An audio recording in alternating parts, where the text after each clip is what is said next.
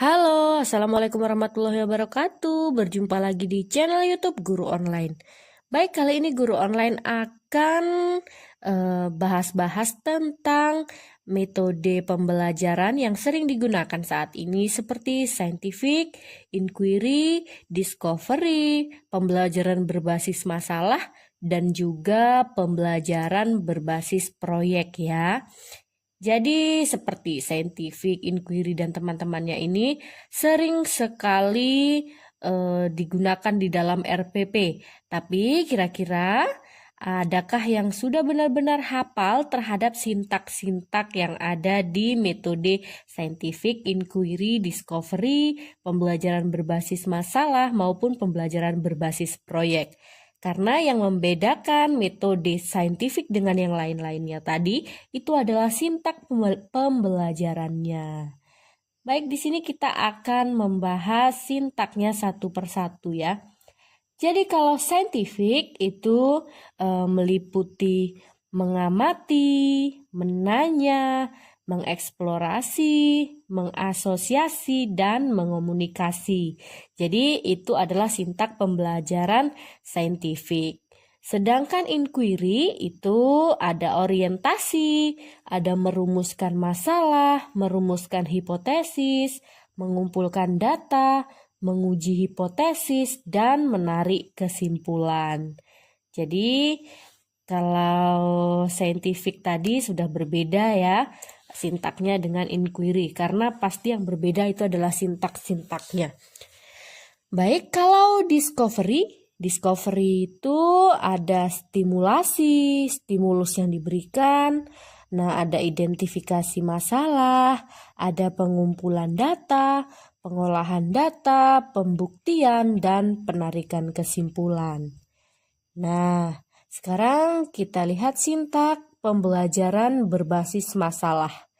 Jadi, jika seorang guru di dalam RPP-nya membuat tujuan pembelajarannya melalui pembelajaran berbasis masalah, maka sintak di kegiatannya, di kegiatan di dalam RPP-nya itu harus nampak ada orientasi masalah, ada organisasi belajarnya, ada penyelidikan individu dan kelompok, ada pengembangan dan penyajian hasil penyelesaian masalah, ada juga analisis dan evaluasi proses penyelesaian masalahnya. Seperti itu. Sedangkan jika seorang guru di dalam RPP-nya akan memakai metode pembelajaran berbasis proyek, maka sintaknya itu ada penentuan proyeknya terlebih dahulu, baru perancangan langkah-langkahnya, penyusunan jadwalnya, lalu penyelesaian proyek dengan fasilitasi dan monitoring guru. Lalu diakhiri dengan penyusunan laporan dan presentasi, dan tidak lupa ada evaluasi proses dan hasil proyek. Jadi setelah semuanya selesai baru diakhiri dengan mengevaluasi prosesnya dan hasil dari proyek tersebut. Seperti itu.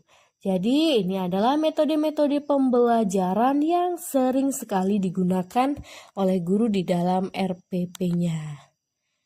Baik, nah jika kita mendapatkan soal seperti ini pada saat UP contohnya, kalau kita tidak menguasai sintak-sintak dalam pembelajarannya, maka kita akan susah menentukan dari jawaban pertanyaan ini.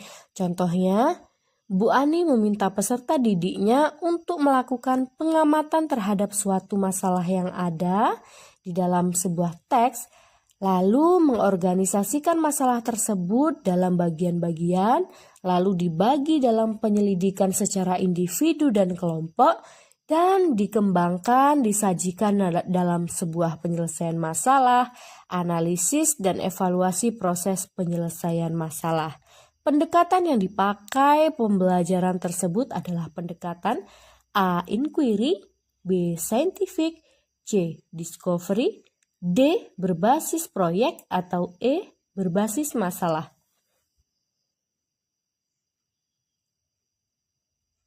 Nah, kalau kita tidak hafal atau tidak paham terhadap sintak-sintak dari metode pembelajaran tadi, gimana kita mau menentukan jawaban seperti ini, soal seperti ini. Sulit ya. Tetapi jika kita sudah paham sintak-sintak yang disebutkan di atas tadi, nah seperti ini. Kata kuncinya ada di yang pertama adalah pengamatan terhadap suatu masalah. Pengamatan terhadap suatu masalah ini. Nah, kira-kira masuk ke mana? Nah, masuk ke pembelajaran berbasis masalah ya. Karena pengamatan terhadap suatu masalah itu bisa kita sebut sebagai orientasi terhadap suatu masalah. Nah, lalu ada mengorganisasikan masalah. Baik, jelas ya kalau di sintak pembelajaran berbasis masalah, itu yang pertama orientasi masalah, kedua organisasi belajar. Nah, mengorganisasikan di sini. Ada kata kuncinya mengorganisasikan. Lalu sintak pembelajaran berbasis masalah yang ketiga adalah penyelidikan individu dan kelompok. Di sini juga ada kata kunci penyelidikan secara individu dan kelompok. Lalu pengembangan dan penyajian hasil penyelesaian masalah ada juga di sini dikembangkan dan disajikan dalam sebuah penyelesaian masalah, sama ya. Lalu ada analisis dan evaluasi proses penyelesaian masalah. Di dalam soal juga dijelaskan ini secara detail ya, analisis dan evaluasi proses penyelesaian masalah. Jadi, ketika rekan-rekan semua hafal terhadap sintak pembelajaran, ini mudah sekali. Nah, kalau sintak-sintaknya seperti ini, berarti ini adalah pembelajaran berbasis masalah seperti itu. Maka jawabannya adalah E. Nah, seperti itu ya. Jadi di dalam menjawab sebuah soal seperti ini contohnya, nah itu ada kita harus tahu terlebih dahulu metode-metode pembelajaran, perbedaannya, sintak-sintaknya seperti itu. Maka jika sudah paham akan hal itu, mudah sekali dalam menjawabnya.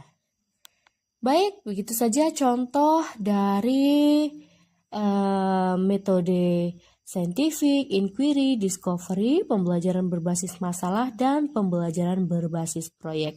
Oke, kali ini di dalam video ini hanya satu soal itu saja terlebih dahulu yang kita bedah. Dan jangan lupa subscribe, karena dalam video-video selanjutnya kita akan bahas-bahas soal UP ya. Jadi dari soal-soal UP tahun lalu dan ada misalkan kisi-kisinya, boleh juga ditulis di kolom komentar soalnya, dan nanti akan kita bahas secara bersama-sama untuk menambah ilmu pengetahuan bersama. Baik, terima kasih. Wassalamualaikum warahmatullahi wabarakatuh.